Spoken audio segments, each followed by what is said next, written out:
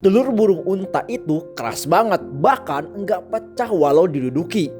Cangkang telur burung unta setebal keramik dan dirancang buat nahan berat induknya sendiri.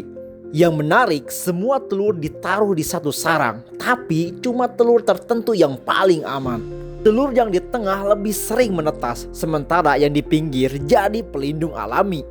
Jadi tanpa sadar, burung unta sudah pakai sistem perlindungan alami sejak ribuan tahun lalu. Alam selalu punya cara cerdas yang enggak kita sadari. Jangan lupa subscribe kalau kalian suka dengan fakta unik kayak gini.